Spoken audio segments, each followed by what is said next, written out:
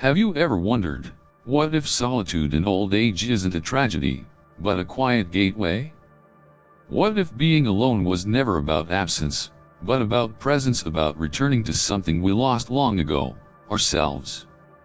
Welcome to Lotus of Dharma, where we do not just speak of wisdom, we live it, breathe it, and invite it into the quiet corners of our lives.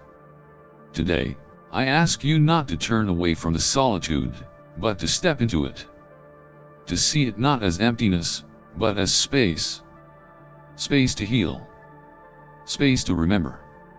Space to simply be. Many believe that solitude in our later years is a curse, a symbol of abandonment or decline. But the Buddha taught otherwise. He taught that silence is sacred, that retreat is not rejection, and that the path to awakening often begins the moment the world grows quiet. This video holds more than just words, it holds invitations, insights, and perhaps one truth your heart has long been waiting to hear. So I urge you stay until the end. Allow this reflection to unfold slowly, like the petals of a lotus at dawn. And before we begin, if your heart finds a home here, please like this video, share it with someone walking a similar path, and subscribe to our channel. Your presence supports this sacred offering, and allows us to continue planting seeds of mindfulness and peace. Now, take a breath and walk with me into the gentle grace of solitude. The difference between being alone and feeling lonely. There is a profound difference between being alone and feeling lonely. Loneliness is an inner experience, a sense of emptiness, of being cut off, forgotten, or unseen. It is the aching belief that we are somehow separate and incomplete without others. In contrast, aloneness is simply a physical condition, the state of not being in the presence of others, and it need not be painful. In fact, when embraced with awareness, it can be deeply peaceful. We must understand this clearly. Loneliness is a wound of the heart. Being alone is a space for healing. Let me offer you two examples. A man in his 70s lives in a busy city. Every day he walks through crowds, sits in cafes, and exchanges polite greetings. But at night, he lies in bed feeling hollow. No one truly sees him, no one truly hears him. His heart longs for connection, but it remains unmet. This is loneliness, not because he is physically alone, but because he feels emotionally and spiritually disconnected. Now, contrast this with a woman who lives in a simple wooden home by the forest, not far from Mount Fuji in Japan. She is in her 80s. Her children live far away. She spends her days tending to her garden, practicing calligraphy, and sitting in meditation. She has no visitors, no noise, but she does not suffer. One day, someone asked her, "Aren't you lonely?" She smiled and said, "I live with myself, and I am at peace with that." This is aloneness, embraced without fear, filled with quiet joy. Why does she not suffer? Because she is rooted in herself. She has befriended her own mind. She has discovered the company of presence, a sacred silence that holds her like an old friend. And in that presence, she is never truly alone. The Buddha often retreated to the forest, not to escape people, but to deepen his understanding. He knew that solitude is not emptiness, it is space. Space to observe, to heal, to breathe without demand. He taught, "The fool seeks company to escape themselves. The wise seek solitude to understand themselves." Loneliness arises when we depend on others to complete us. Aloneness becomes sacred when we realize that we are already whole. At first glance, these words may seem harsh, but they carry a gentle wisdom that speaks to the core of our suffering. The fool, as the Buddha describes, is not a person of low intelligence, but one who lives in forgetfulness, someone who is constantly fleeing the discomfort of being alone with their own thoughts. They fill their days with noise, chatter, distraction, anything to avoid the silence that might reveal the unrest within. Their search for company is not born from love, but from fear, a fear that without the presence of others, they might be forced to confront the deeper parts of themselves that they have long ignored. In contrast, the wise are not necessarily reclusive, but they have learned to find refuge in their own presence. They understand that solitude is not a prison, but a sanctuary. They do not run from silence, they rest in it. They do not fear stillness, they listen to what arises within it. In solitude, they observe the breath, the passing clouds of thought, the subtle movements of the heart. It is in this quiet that the mind begins to unfold, like a lotus opening to the morning sun. Without distractions, the mind becomes a mirror, clear, honest, and unflinching. And in that mirror, one begins to see the roots of craving, the shape of fear, the longings that have driven us blindly for years. When the Buddha sat beneath a Bodhi tree, alone in the forest, he did not seek to escape the world, but to truly see it, to see its impermanence, its restlessness, its beauty, and its sorrow. That seeing began not with others, but within himself. So we too must ask, when we long for company, is it out of love, or is it because we do not yet know how to be at home in our own heart? This question is not an accusation, it is a doorway. Because when we begin to understand solitude not as a void to be filled, but as a fullness to be embraced, everything changes. We stop reaching outward in desperation. We begin to rest inward in peace. We no longer confuse stillness with emptiness, nor aloneness with abandonment. We realize that the presence we were seeking in others is something we can cultivate within. And in that moment, solitude becomes more than just the absence of others, it becomes the sacred ground upon which something tender and life-giving can grow. It is in this sacred quiet that we begin to notice the one relationship we've most often neglected, the one we have with ourselves. Slowly, gently, we learn to tend to our own heart the way we would care for a dear friend. We speak to ourselves with kindness. We forgive ourselves for the past. We make peace with the person we are, right here. Living alone as a return to the spiritual path. To live alone is not to abandon the world, but to begin truly seeing it. When the noise of society fades, when we are no longer swept into the demands of relationships, expectations, or roles, we are offered a rare and precious gift, the chance to return to the spiritual heart.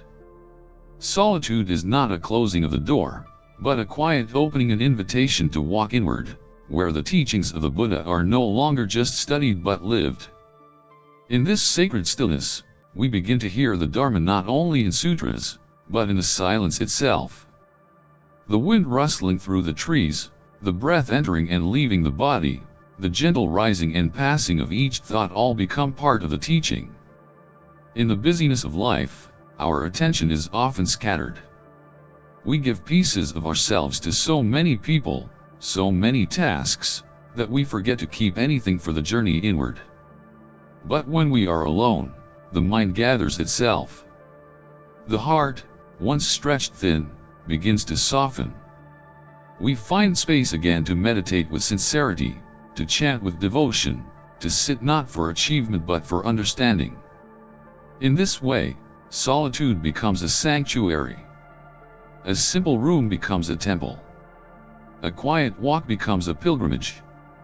A single candle becomes a sacred flame that lights the darkness of delusion. The spiritual path is not something far or difficult.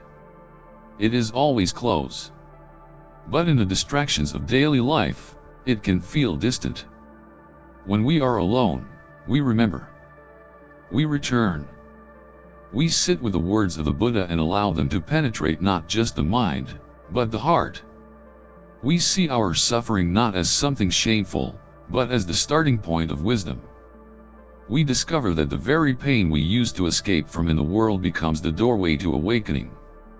Living alone, said one elder monk, does not mean turning your back on life. It means turning your face toward what is real. It is not a rejection of the world. It is an embrace of its truest nature. For when we begin to see clearly within, we also begin to see clearly without. The world is no longer something to fix, to fear, or to flee. It becomes something to understand, to hold with compassion, and to walk through with grace. So let us not mourn the quiet of solitude. Let us cherish it as a sacred turning, a homecoming, a remembering. In the stillness of our own company, we may finally meet not only ourselves but the timeless truth that has always been waiting for us within.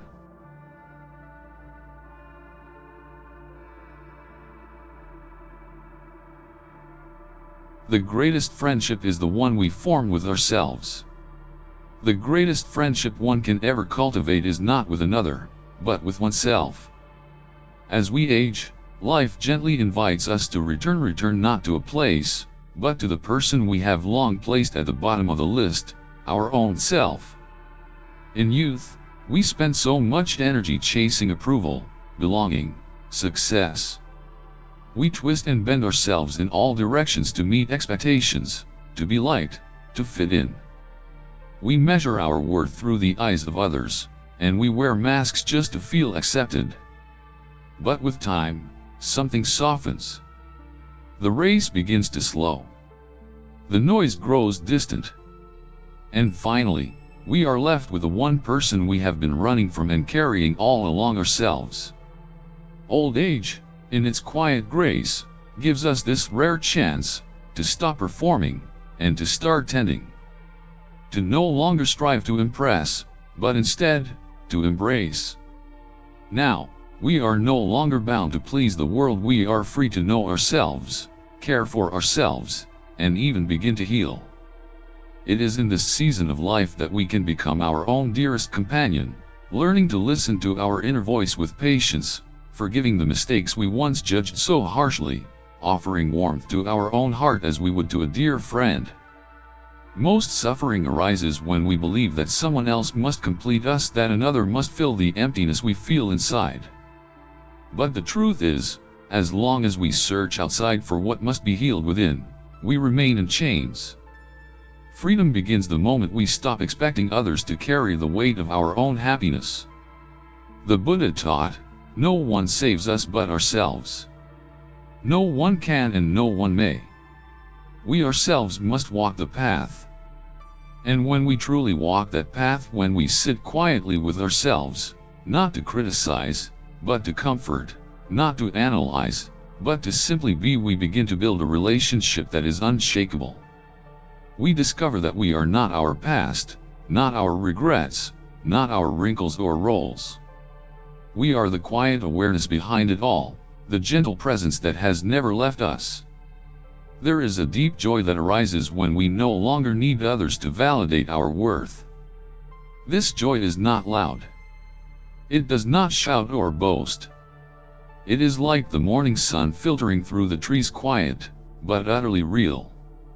It says, I am here. I am enough. And so, let us treat ourselves with the tenderness we've long reserved for others. Let us laugh with ourselves, sit beside ourselves, and speak kindly within. Because in the end, every outer relationship fades, but the one with ourselves walks with us from the first breath to the last. This is not loneliness. This is intimacy with life. This is the peace that no one can give us, and no one can take away. Meditation and silence, the silent companion. In solitude, we are gifted something that the busy world seldom offers: space. Space to breathe without demand. Space to sit without urgency. Space to simply be. And within that space, two silent companions appear: meditation and silence. They do not call attention to themselves. They do not entertain or distract. But they stand beside us faithfully, like old friends who need no words to be understood. When we live alone, it may seem at first like something is missing. The absence of noise, of laughter, of footsteps in the hallway may feel like a void. But if we stop resisting that silence, if we learn to sit with it, we begin to realize that it is not empty at all. It is full. Full of presence, full of clarity, full of life unfolding moment by moment. As we sit in meditation, perhaps on a cushion in a quiet room, or on a stone bench beneath a tree, we begin to hear what was always there but rarely noticed: the whisper of the wind, the steady beat of our heart, the soft rhythm of our own breath. These are not small things. They are the music of life itself, too subtle to compete with noise, too sacred to be heard without stillness. The Buddha once said, "In silence, the wise hear the voice of the universe." This is not a metaphor. It is a direct experience. When the chatter of the mind settles, when we stop narrating our lives and begin inhabiting them, something opens. We begin to hear not just sound, but meaning. We begin to feel not just time passing, but the miracle of presence. In the stillness, the teachings of impermanence, of interbeing, of compassion, they are not just ideas. They become felt truth. Meditation is not a technique. It is a homecoming. It is a returning to what is most essential and most real. And silence is its language, not the silence of suppression or avoidance, but the silence of full awareness, where nothing needs to be added or removed. In that silence, we do not escape life, we enter it more deeply. Many fear silence because it exposes the noise within. But if we meet it gently, with patience and breath, it transforms. The silence that once seemed cold becomes warm. It begins to hold us. And within it, we are not lonely. We are held. So let us not be afraid to be still. Let us not rush to fill every quiet space. For it is in those spaces that wisdom arises. It is in those pauses that peace is born. Finding joy in simple things. As we grow older, we begin to realize, life was never meant to be a race. It is not the accumulation of more that brings peace, but the appreciation of less. True joy is not found in what is grand, but in what is present. A simple meal eaten in silence. A cup of warm tea held with both hands. The golden light of the sun slipping gently through the leaves as evening comes. These moments do not shout. They do not seek attention. But they speak directly to the heart, if the heart is quiet enough to listen. Old age, in its gentle wisdom, teaches us that we no longer need to prove anything. We no longer need to chase or compete or collect. What we seek is not far, it is here, in the breath, in the light, in the stillness of a slow morning. A single flower on the windowsill can become a universe. A line from a sacred text can open the soul. One mindful breath can dissolve a lifetime of worry. This is not about doing more, but seeing more, seeing the sacred in the ordinary. The Buddha once said, "A single moment of awareness is worth more than 1,000 distracted lifetimes." And so we return to the moment, again and again, like a monk returning to the bell. You don't need to travel far to find peace. You can create a small meditation corner in your home, a quiet space where you can sit, breathe, and return to yourself. Light a candle. Sit on a cushion. Let the world fall away for just a few minutes each day. Or plant a few small pots of herbs or flowers. As you water them, you are also watering your own presence. Or perhaps, write a few words in a journal each morning, not for anyone else to read, but as a way to witness your own heart. These are not small things. These are the seeds of stillness. And when nurtured with care, they bloom into something far greater than happiness. They bloom into contentment. So do not wait for big events to feel alive. Do not wait for others to bring you joy. Let your joy be the way you notice the soft things, the quiet beauty of a cloudy sky, the laughter of your own thoughts, the miracle of simply being here, still breathing. Because when the heart is awake, even the smallest things become treasures. And in that state of gentle awareness, we realize, life has always been enough. We simply needed to slow down long enough to see it.